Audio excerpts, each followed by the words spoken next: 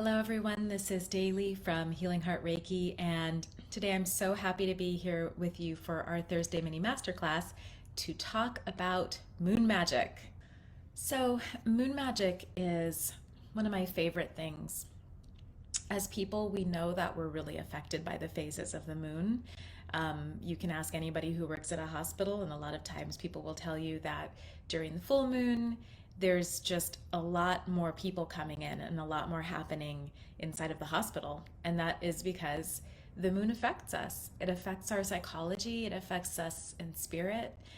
Maybe there's even an entrainment from having grown up being told about the moon, but I think it's a really physical thing. Let's just talk today about what moon magic is and how to work with it and how to work with phases of the moon. And if you have questions, please feel free to ask. Moon magic. I was taught about moon magic in a couple of different places. I learned when I was a lot younger through earth-based paganism and through being a very basic beginning member of the Druidic craft of the wise in America, as well as doing magical coven work with magical ladies, and also through self-practice and books, and through initiation as a priestess, and so many other ways. So moon magic has been with me for a while, and I will just share it the way that I learned it. But please note that there are so many ways to work with the moon, so you've always got to trust your heart. The moon really reflects our intuition. The moon as a body, a lunar body, is there to remind us of the things that we can't see directly. Like if you think about the sun and it just illuminates everything and it shines light on everything. But at night when it's dark and when we're moving about, all we have is the light of the moon to help us see things in the night. And that's a really beautiful metaphor for how the energy of the moon works in our lives and how we can work with our own bodies and our own being from those lessons that we learn from the moon. So when you are with the moon and you're working with the moon energetically, it's all about understanding and recognizing the deeper flow of energy and emotion that's happening in your own being. It's about creating space to know how you truly feel about things, and especially those feelings that maybe aren't on the surface, but that you only really get to when you're quiet, when you're alone, when it's a little bit darker, and you have a chance to really deeply reflect without the interaction and the opinions of others.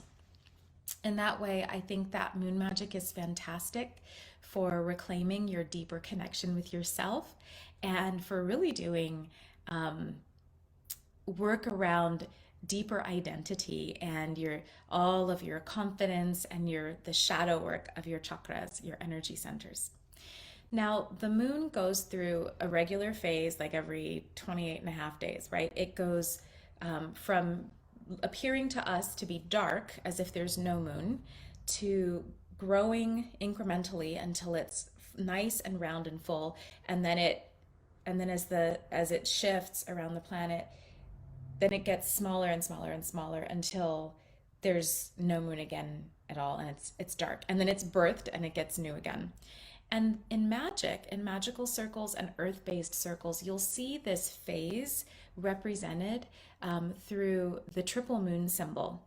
And that is, if you've ever seen it, it's the symbol of a moon with horns on either side, like a crescent moon, a full moon, and a crescent moon. And if you look at that symbol, it's a wonderful cheat sheet for actually the phases of the moon, because when the moon is new and it's just being birthed, then those little crescent horns are going to face to your left, like to the left. So if you're looking at it, to the left is where those horns face. And then as the moon grows, it fills out. And then when it starts to wane and you look up in the sky, you'll notice that those little points or horns of the moon are facing to the right. And that's how you know it's waning. So you can always know at night like what phase you're in. In Egyptian magic, ancient Egyptian magic, the new moon is counted when you can actually see a crescent sliver in the sky. So a lot of times if I'm especially doing Egyptian-based magic, or anything that I really want to grow in my life, I wait until I can see the crescent slit and the horns of that moon in the sky, and that is doing new moon magic. New moon magic is really great for welcoming in new experiences, setting new intentions, creating new things, starting a new diet, deciding you're going to start running again, anything that's kind of freshly being reborn in your life, the new moon is a great time for that. And because it's a cycle, right? Like it's only about a month long, then you can kind of work with shorter goals that way. You can time your business to those phases and do like business check-ins. But you always have like about 28 and a half days, and then it's going to start again. So you can always reset intentions or let go of that intention. So that is a wonderful way to work with the new moon energy. A lot of people will always use those new moon ceremonies to just set intentions, to say like, this is what I want to accomplish during this phase.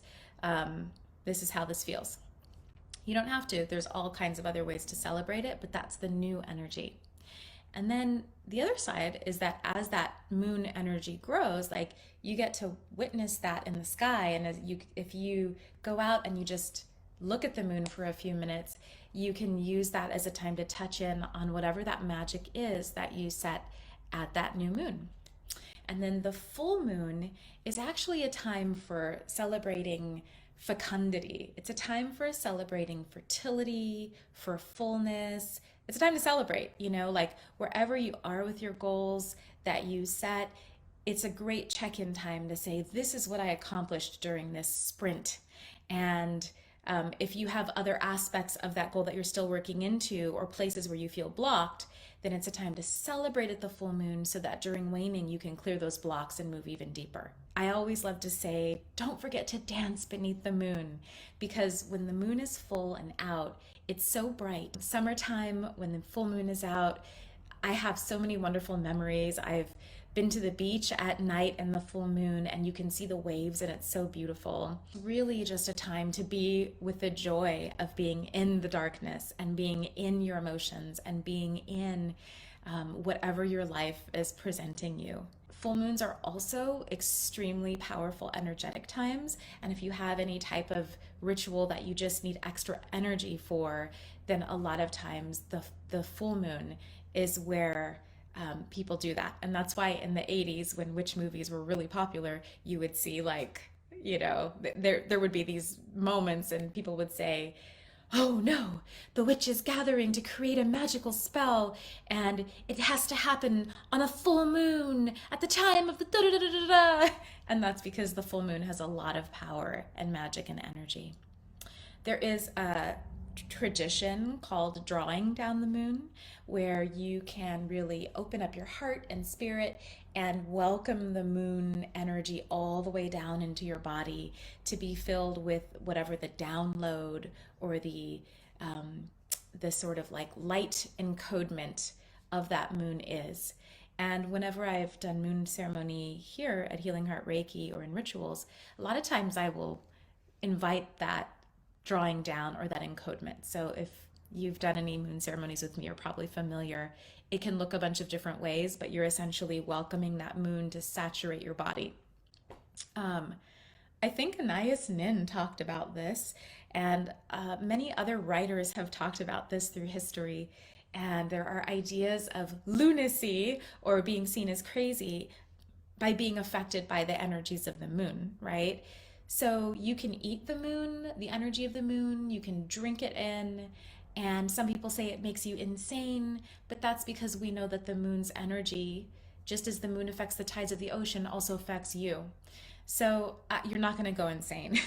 You'll only go insane if you're hiding from yourself. Then you just need to be with the moon more and be with yourself to heal whatever is being asked to be looked at. Full moon rituals, you can do ceremony with people. A full moon is a wonderful time to just have a standing dinner date or a party.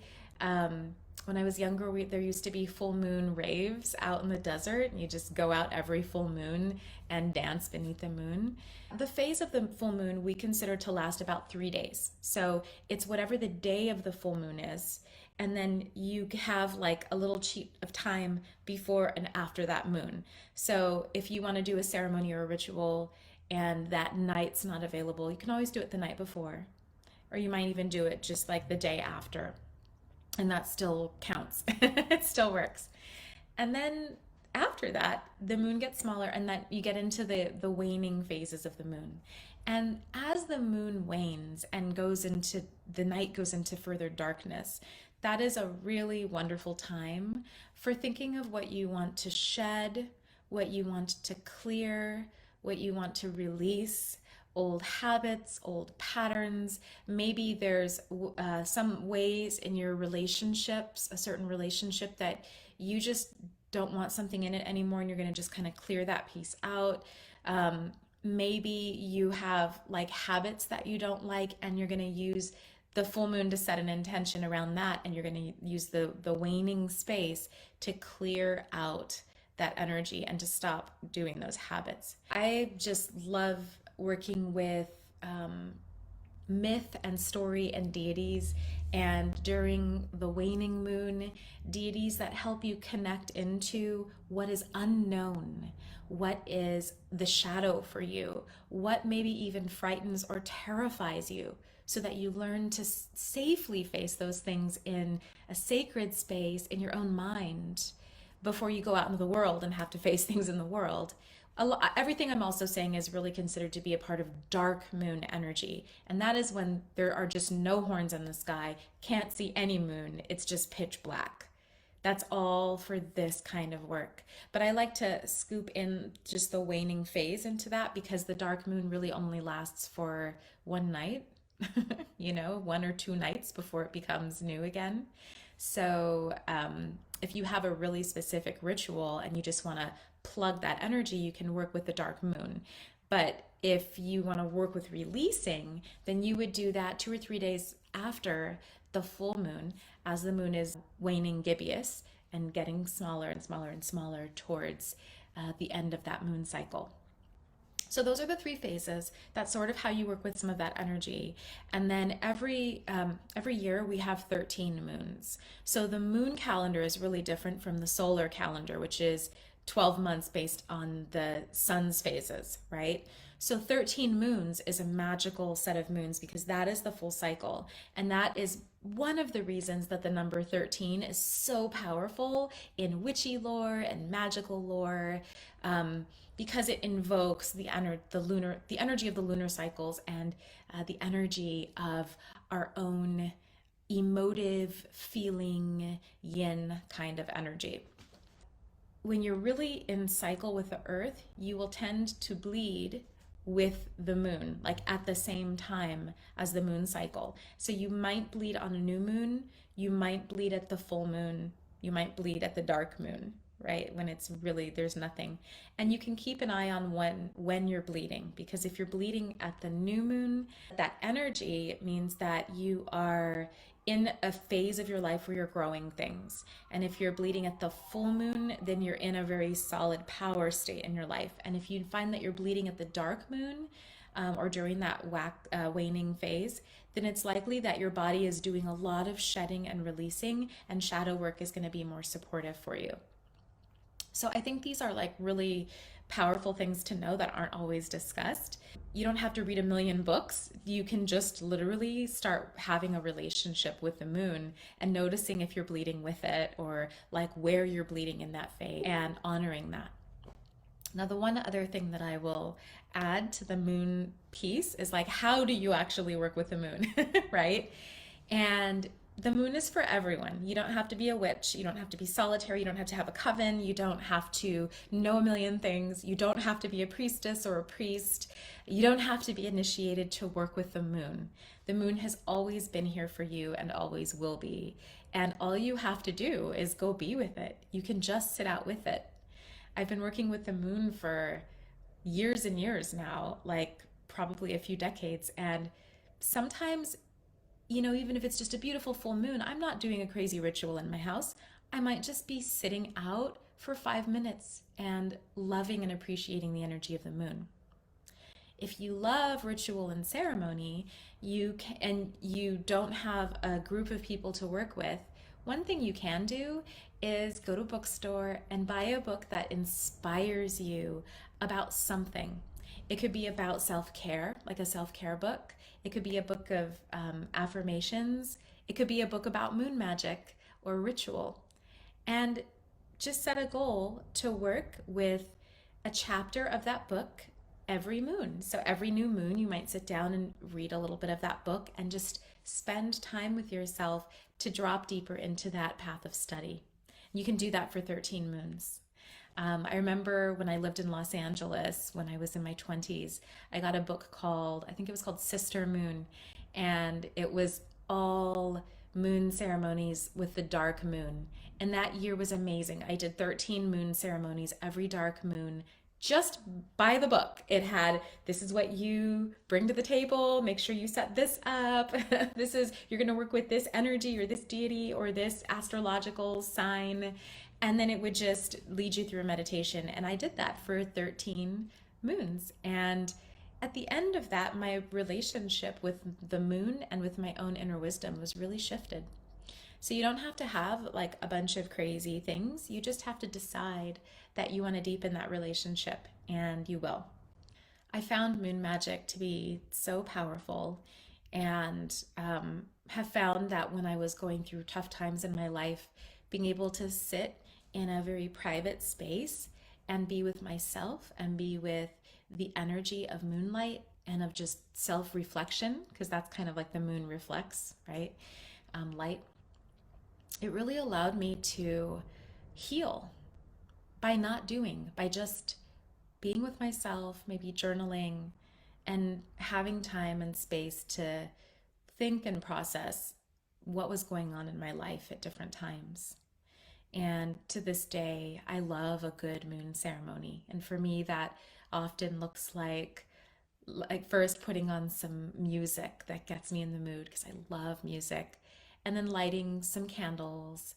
And nowadays, I'm a little more sensitive to like the fragrances they put in candles. So I often will have maybe a good beeswax candle or a candle that I love, and then I'll use like the plastic tea lights, which are not that great for the environment, but they're reusable, which is also great. Just put a little thing in, but we're getting there. um, Sometimes I do it outside and then I don't bring anything. I just sit out there.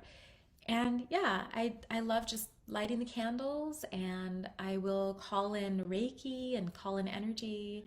And then I may, as a priestess, I call in the goddess Isis. I basically set my sacred space, and in that space, I set an intention, and then I work with that intention for the evening.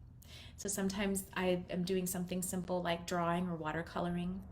Um, some moons I've taken moon walks. So I'll take a night walk silently in the neighborhood and just start to key in and tune into the vibration of the moon, and of the darkness. And some nights I've done shamanic journey work where I astral project or astral journey into other realms for healing. Or I've done body work where I've done some healing within my own body. So I hope that those ideas get you kind of started. And I would love to hear how you work with the moon, or if you work with the moon, and whether that's interesting and fascinating to you. And if it is, I mean, we can always do some fun things here in the group. So definitely, definitely, please don't be shy to comment and share your thoughts about the moon and about the work and what inspires you or where you want to learn more or what you know and what you love. Here at Healing Heart Reiki, we have on May 1st, which is a Saturday, we have our virtual online Reiki share. So if you've been attuned to Reiki energy and you want to practice, or you want to just receive some meditation, receive some wisdom and channel and attunement for the upcoming month, please sign up for that. It's at santarosareiki.com. It is free if you are a student here. It is $5 if you're not. And I just try to allow that to be an accessible space where we can connect and really work with energy, two ways, right? See each other, feel the connection of like-minded community. And it's just a lovely way to kick off the month with some real healing. So that's May. May also has a Reiki 1 training. I believe it's full now. But there is a new Reiki 1 training listed for June 6th, which is the very beginning of June. So if you're interested in taking a Reiki class, that is the class to sign up for. There's still space left in the June class. I added it to the calendar, so feel free to go there, ask questions about it if you'd like. It is a very in-person training. Like, we will be virtual for the Reiki training, the Reiki 1 training. It's on Zoom, but I really believe what separates this training from a lot of online trainings that I've kind of looked at and seen and studied and all of that is that it's not just information. I'm really here as a teacher to help you understand how to run the energy, how to flow it, and how to feel confident in that. So anybody who's taken Reiki 1 with me online, if you're not yet in that space, send me a message, because that is my vow as a teacher. And I think that the online allows us to have more intimacy in certain ways and for me to check in with you privately where needed. Okay, I'm sending you guys lots of love today, and we will talk soon. Bye.